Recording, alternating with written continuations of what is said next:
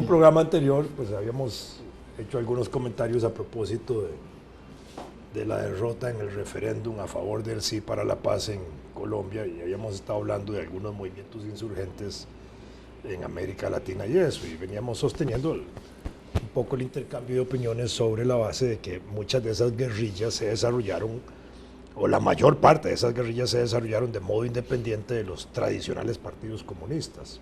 Sí, sí. Y eso produjo enfrentamientos entre partidos comunistas y grupos guerrilleros, y de partidos comunistas con nuevos partidos políticos que apoyaban guerrillas o que impulsaban guerrillas. En El Salvador, a propósito de eso, también, sí, hasta que después Chafí Handal, secretario general del partido, asume un papel y se va a la guerra también. Sí, sí, pero empezó diferente. Sí, pero ahí igual en Guatemala, el partido guatemalteco del Trabajo, que era el partido comunista, no estaba, después hay las guerrillas de John Sosa en los años 60 y eso, que son diferentes. Sí, sí. En el caso de Guatemala hay una cosa interesante que suele pasar por alto. Arbenz se unió al Partido Comunista después de que había sido echado de poder por los gringos, ¿verdad? Sí, claro. Es un detalle que era un comunista, sí, pero bueno. No sé si era. Bueno, si se afilió al Partido Después, Comunista, por eso. Sí, claro. Pero en su administración... Lo que digo es que quienes pretenden ennegrecer la figura, pues dicen, bueno, o enrojecérsela, porque cuando dice rojillo, pero es cierto que él se afilió al Partido Comunista, al Partido Guatemalteco del Trabajo. A él lo votó la United Fruit Company. Exacto. Esa es la realidad. Y él no era comunista en ese momento. No, pero es que, digamos, la situación de Centroamérica al iniciar la década del 40 era de dictaduras feroces. Somoza en Nicaragua. Sí. A pesar de que la guerra, Martínez, la Segunda Guerra Mundial afloja a las dictaduras. Afloja en el sentido democrático, permiten que los grupos de izquierda y progresistas de la región trabajen con cierta libertad, porque estaban también contra la guerra nazi, y como Estados Unidos estaba aliado a la URSS, entonces aquí habían hecho ese tipo de cosas. Igual pasa en Costa Rica, igual pasa en Honduras, Salvador y esos países. Y en el caso nicaragüense, incluso en ese periodo de la guerra, Segunda Guerra Mundial, el Partido Socialista Nicaragüense, que es como se llamaba el Partido Comunista, tiene locales abiertos, publica periódico, etcétera, en época de Somoza. Después viene, pero Somoza no dejaba de ser el dictador. Sí, claro. En Guatemala era Jorge Ubico, que era una dictadura feroz. Maximiliano Hernández Martínez, el sanguinario aquella de la muerte de los 30,000 campesinos. Es el del parque. Y en Honduras, Tiburcio Carías. Pero en Guatemala, en el 44, se produce la llamada Revolución de Octubre, que es cuando derrocan a Ubico y se instala una junta, que es la de Arévalo y Armes, que van a continuar los dos gobiernos revolucionarios democráticos, que es donde va a trabajar Óscar Barahona Esteves. Sí, claro. Desarrolla la reforma social de Guatemala de manera muy importante, el seguro social y otras cosas. Claro. Y allá trabaja bastante tiempo. Y el Partido Comunista de Guatemala apoya... Es un pensamiento interesante el de Óscar, porque cuesta definirlo. Un intelectual muy de izquierda, porque era de izquierda, pero fue después comunista. Empieza a recoger las banderas. Fue comunista antes del 40, junto con su hermano Orlando. Orlando yo lo conocí. Y Orlando era más radical que él, digamos. Mucho más. Sí, claro. Después ya en los años 40 él se separa, digamos, de la militancia comunista, se va a Guatemala. Orlando no queda militando en el Partido Comunista, se mantiene, digamos, como un satélite, para ponerlo de esa forma. Todavía en el año 48, con motivo de la guerra, Orlando publica en Cuadernos Americanos de Jesús Silva Herzog, la revista esta famosa de México, publica cosas sobre el 48 y sobre Costa Rica y eso. Y Óscar está ya más replegado. Pero era un tipo brillante también en esa época. Sí, claro. Orlando era muy amigo de, ¿cómo se llama? Que se casó con la hija de Figueres, de Jiménez Vega, sí, claro, que también, muy amigo. También fue un hombre que estuvo cercano al Partido Comunista. Claro, cercanísimo.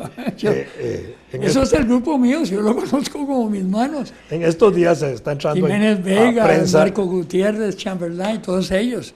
Ahí está entrando a prensa de la editorial de la UNED un libro que se va a llamar El Comunista, que son un poco de memorias que no las redacta él, sino que las redacta un médico sobre Edgar Campos Cabezas, que es un economista brillante que tuvo el país, que más se desempeñó en organismos internacionales, pero que era comunista en los años 40, por supuesto ya como funcionario internacional no puede hacer militancia pública, pero se mantiene vinculado emocionalmente al partido y a la dirigencia del Partido Comunista aquí de Costa Rica, regresa ya por el 86 ya a pensionarse, y recientemente un médico amigo de él decidió hacer como una memoria de él y lo entrevistó y hicieron una memoria muy bonita de su vivencia, y él cuenta ahí en la década del 40 cómo la presencia de Danilo Jiménez Vega era objetada por algunos de ellos, entre ellos por Edgar. Veiga. Sí, Veiga, sí. Era objetada por algunos de ellos que le exigían claro. más compromiso revolucionario y cosas así. Simpatiquísimo esa parte. Sí, pero en el 48 estuvo metidísimo, fue uno bueno. de los que peleó. Después yo sí supe, porque él fue a trabajar a OIT, Danilo, Sí, claro. y en algún momento... Estuvo en la OIT y en la ORIT. En algún momento, Manuel Mora a mí sí me contó que Danilo Jiménez había sido muy amigo de él y que cuando estaba de funcionario internacional colaboraba mucho en algunos aspectos de tipo internacional con el Era un partido. intelectual de primera línea. Bueno, no, así es, yo lo conocí, es que fue un grupo de amigos. Yo les había contado de un primo hermano mío que influía mucho sobre mí, que era Abel Robles, que era el grupo Era un tipo de ellos. agradable. Claro, simpaticísimo, Sí, sí, lleno sí, de chistes, sí, con sí, un sí. sentido de humor sardónico, jodido. Fue el que le dio pie a Figueres a decir huelga es huelga. Sí. Porque cuando vino la huelga banera del 71, que la declararon ilegal y la huelga continúa, ¿verdad? Entonces hay una campaña feroz para acabar con la huelga. Figueres manda a Danilo Jiménez, que era ministro de Trabajo, y a Francisco Morales, que era ministro de Agricultura, Sí, creo, correcto. a negociar la huelga, Sí. ya declarada ilegal, ¿verdad? Al final terminan sacando la huelga adelante y se le viene encima la prensa a don Pepe, diciendo que cómo había pactado, eso sí había sido declarada ilegal. Entonces Huelga es huelga. él fue lo que dijo, huelga es huelga, es una situación de la realidad. Sí. Y Claro. como lo reclamaban que había pactado con los comunistas, don Pepe preguntó, ¿y con quién voy a pactar? Si ellos eran los que la dirigían. Sí, claro. Sentido de la realidad, práctico era el viejo. Sí, claro. Un día estábamos en una huelga estudiantil tremenda contra él, ¿verdad?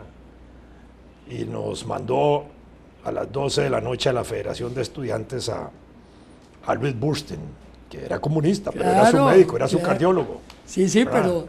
Y entonces Y llegó era, Luis claro. Burstein a la Federación de Estudiantes y nos dijo, mire, es que don Pepe quiere hablar con ustedes. Era el comité, estábamos ahí, el comité de huelga de la lucha del 6% para la universidad, que era la demanda que teníamos, y se quiere reunirse con ustedes ahí en la casa de Curriabat para que vayan. Entonces tomamos el acuerdo de ir, efectivamente, entonces fuimos, creo que fue Constantino Urcullo, Paco Barahona, fui yo, Óscar Madrigal Jiménez, en fin, ahí podría hacer memoria de cuánto fuimos. Estábamos todos ahí esperando en una mesa muy bonita que tenía Y nos hizo larguísima, esperar horas. como de 10 metros, en una sola tabla, una mesa muy bonita. Y Luis Burstein ahí con nosotros, ¿verdad? Y nosotros todos ahí esperando, sin hablar mucha palabra, pues no sabíamos cómo era aquella cosa. En eso entra Figueres, moviendo los brazos y diciendo un montón de tonterías, y nosotros nos quedamos muy serios todos, y ahí no íbamos a reírnos. Entonces nos vuelve a ver a todos y le dice a Luis Burstein, llévate esos carajos, no tienen humor para hablar conmigo. Y entonces Luis Burstein se ofusca y dice, pero un momentito, voy a ir a... Claro, entonces ya se fue otra vez con don Pepe, después regresó ya más calmadito. Obviamente los que querían era proponernos la suspensión de la huelga, y nosotros le dijimos, y ahí, denos el 6% y suspendemos la huelga. Al día siguiente se hizo la huelga. Pero así no tienen humor para hablar conmigo. Don Pepe. Era vacilón. Bueno, que va. No tienen humor. Estaba en El Salvador, cuando llegó de visita a la UDECA, estaba de presidente Tapón, el chiquitín aquel, y entonces estaba en la mesa ahí en la UDECA y no estaba el presidente de El Salvador, pero estaba el vice y una serie de funcionarios. Y entonces ahí pasaron una serie de anécdotas que yo algunas las he contado. Pero don Pepe había hecho una negociación con la Unión Soviética sobre el café de Costa Rica. Porque había que mandarlo a algún lado. Y entonces, no sé quién, uno de los representantes ahí del gobierno, vea, señor presidente, nosotros hemos visto con gran preocupación esa actitud suya de establecer relaciones comerciales con la Unión Soviética. ¿Cómo es eso? ¿Cómo es eso? Sí, usted mandó una gran cantidad de café, lo negoció. Ah, sí, claro. Y entre ese café iba gran parte del ministro de Relaciones Exteriores de ustedes, así que, ¿cómo se llamaba? Bueno, claro, y no había dónde meterse, el pobre, así. Y ese era un productor de café, sí, claro. Y él le sacó un montón de café. ¿Y qué tiene de malo? La plata no tiene signo ideológico, eso dijo don Pepe. Es que ese día le sirvieron un café. Y entonces dice, no tienen unas galletitas para sopearlas. Para sopear. Y al final lo echó en el plato y se lo tomó porque estaba muy caliente. Vacilón fue cuando Luis Bursten lo hizo tomar Figueres hizo tomar a Luis Bursten aquella sopa que sí. Pero Figueres a Bursten. Figueres a Bursten, bueno, claro, porque Luis Bursten al revés no lo hubiera hecho nunca. No, hombre, Luis era muy inspirado.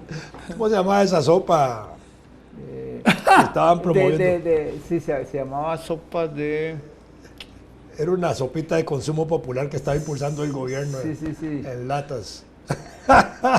Sí, era un programa centroamericano. Y Luis Bursten, que era así un señor que andaba siempre muy trayado, muy estirado, muy elegante, parecía un noble, y presenta con don Pepe aquella sopa y le dice a don Pepe, ¡ay, pruébala! ¡Pum! Y se la metió. Sí, era así. Qué vacilo. Sí. Eso de sopear de sopear el café con galletas. De sopear el café. ¿Verdad? Sí. Me acuerdo que una vez en Colombia había una conferencia en la que yo estaba por accidente probablemente, pero era ya en un lugar que se llama Melgar. Melgar, sí, estaba claro. La finca de Rojas Pinilla, pero claro. ya Rojas Pinilla estaba fuera. Entonces, le decían a Rojas Pinilla que los 3 reyes magos de él eran Melgar, Gastar y Malgastar. Pues resulta que llegó un momento en que va a hablar don Pepe y desde luego uno, pollito ahí orgulloso, va a hablar el expresidente de Costa Rica. Y entonces él vuelve a ver a todo el mundo y no dice nada. Eso como una forma de adaptarse. Vuelve a ver caras. Y entonces se vuelve hacia la taza de café, la tantea con las manos. Entonces separa la taza del plato, quita la cuchara, echa un poquito de café en el plato. Y parecía un ritual religioso aquello, que iba a comulgar. Va a haber una transmigración entonces todos viendo, era una cosa claro. Espectacular porque era gente joven toda y viendo ese señor que está haciendo. Y entonces al rato ya cuando calculó que estaba frío se inclina, agarra el platito y se toman el plato del café. Lo hacía muchas veces, sí. Entonces, claro, es un espectáculo claro, presidente. que no, uno se pregunta si no lo hizo a propósito. Rompe todos los protocolos. Sí, claro. Absolutamente. No, es que no le importaba, eso era todo, simplemente. No, pero en esas cosas... Era valeverguista, como dicen en El Salvador. Sí, claro. Pero... tenía sus cosas. Las historias que se cuentan de él en el ámbito vestimentario son muy interesantes, ¿verdad? Y yo conozco a un actual dirigente político que no se quita los zapatos Turrialba por imitar a don Pepe. Oíme, cuando ya había llegado don Pepe, estaba Chalo, que fue elegante, iba a poner la corona a Bolívar, ¿verdad? Y está. Y entonces sale don Pepe con el saco del chaqué y pantalón de smoking. Y Chalo, Pepe, mire, ese pantalón es de smoking, que es igual, la misma carajada, así nadie lo va a ver. ¿Cómo no? Y se lo llevó a la redinga y le puso el pantalón rayado. Pues tenía esos mates, ¿verdad? Era así, le importaba un carajo. A este que fue ministro de Relaciones Exteriores, lo mató la guerrilla, lo secuestraron y lo mataron. ¿Cómo se llamaba? Es un grupo familiar muy poderoso allá. Ahorita me acuerdo. ¿Qué ibas a decir? ¿No? ¿Lo que ibas a decir? No, que don Pepe probablemente se decía lo mismo que se decía de otro presidente, que lo único que no rompiera era el protocolo. Está bueno. Pero, Sí, claro. ¿quién sabe cuánto tiene de calculado una serie de cosas que él hacía? Pero algunas eran auténticas. Sí, ya eso es lo que creo. La sencillez. Sí. Eso es lo que creo. No dar licor a veces en recepciones y eso. Me parece que eso era propio de él. ¿Verdad? Uno puede pensar a veces en el protocolo oficial, donde hay ceremonias que tienen cierto rigor y cierto comportamiento internacional. De pronto el licor es o los licores, la variedad de licores pueden ser parte de las comidas. Aquí no, él no las daba, él daba café. Sí, no, pero me acuerdo de una cena en la casa presidencial que no había vino. Y entonces Roberto Fernández, que era don Pepe, ¿y qué pasó con el vino? No, aquí en la casa presidencial no se sirve licor. Don Pepe, el vino no es licor. Usted que sabe de esas cosas. No, yo no sé esas cosas. Yo de licores no, que no es licor, don Pepe. Bueno, discutible. Sí, claro. Sí, hay gente que se puede fumar con vino. Si alguien se toma una botella de vino. Se fuman, no, pero no era que fumaron, no, es que no está conceptuado como licor. En los rótulos de las ventas de bebidas alcohólicas, tradicionalmente, dice vinos y licores. Sí. Yo siempre asumo que hay una diferencia. Sí. Y yo creo entenderla, pero hay que ponerme ahora con detalles de lo que yo hacía en la fábrica de licores. Como químico. Como químico, pues no viene el caso, pero sí, no, a mí me dicen licores y pienso en aguardientes. Sí, rones, whiskies. El brandy y todo eso. Exactamente. Pero el vino no lo consignaría como tal, pero es una discusión sin... Pero aquí hay cosas como absurdas alrededor del consumo de licor, que es cuando hay ciertos días feriados. Entonces prohíben el consumo de licor en restaurantes. Todo el mundo un día antes cómpreselo ya para la casa. No, yo hace poco, en uno de esos últimos días feriados que hubo, me invitaron a comer ahí a un restaurante peruano, entonces yo pedí un pisco sour, como se llama. No sé si es licor o es casi un refresco alicorado. Y me dijeron, no podemos venderlo hoy porque está prohibido. Eso es en la región de la municipalidad de San Pedro, ¿verdad? Bueno, sí, está bien, dame una limonada, lo que sea. Pero ese día voy a los supermercados ahí de la zona. En algunos supermercados habían puesto una especie de tela encima, algo más raro. Pero en otro cantón a la par, en Curry, todo estaba abierto. Sí, claro. Entonces uno dice, pero esta cara es rara. Pero además, ¿qué significado tiene que le prohíban a la gente Semana Santa o ciertos días no tomar licor en establecimientos que son de turismo y cosas así, cuando el día anterior la gente puede comprar todas las botellas que quiera? Claro. En Alajuela le llaman a eso con un nombre muy simple. ¿Cuál? Ganas de joder. Sí, Ganejo. Claro. Sí, pero no decían en Nicaragua, Ganejo. Óyeme, Mauricio Borgonovo se llamaba, sí, el canciller de El Salvador, que Pepe, ¿verdad, Mauricio? Y usted y yo, un montón de café suyo, y Mauricio no haya qué hacer. Porque tal vez la prohibición de la venta de licor tenga interés cuando alrededor de un establecimiento de esos hay manifestaciones populares de algún tipo. Sí. Sobre todo de tipo político, Sí, sí, claro, que eso enardecen tiene los sentido. ánimos. Ahí sí, Claro. está bien. Y el Tribunal Electoral prohíbe, cuando hay concentraciones políticas, la venta de licores ahí donde está programada la concentración. Eso está bien por esa razón, pero no por otras. Sí, no, en tiempos viejos, don Le Adrián prohíben Chávez- a la gente tomar licor y al cura no le permiten tomarse vino. su vinito. Ese es vino. Don Adrián Chaverri y yo, en consejo, Vino con agua. él era miembro del Consejo Universitario por un tiempo, yo era rector y nos coaligamos para sostener que la prohibición de beber licor en ciertas festividades de la universidad, ciertas festividades, no debería incluir el vino y la cerveza, por definición. Esa de la cerveza la ganamos. Lo único que se hizo fue Regularla. no hacer que no se expendiera cerveza en botellas, porque entonces sí los botellazos sí eran, Sí, claro. esos sí eran peligrosos. Claro. Nadie decía que prohibieran la venta de refrescos en botella. ¿va? Sí, claro. Igual, pero bueno, en todo caso, ese era el criterio. Pero vamos a ver, Fernando, una vez, no sé, en una semana universitaria, yo vi el dato ese, no me acuerdo ahora si es tan verídico o no.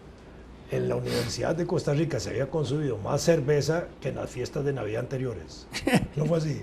Y No, ustedes, eso el no, Consejo no. Unitario, entonces metió mano para regular eso. No, eso ¿No fue así? No, eso es una exageración.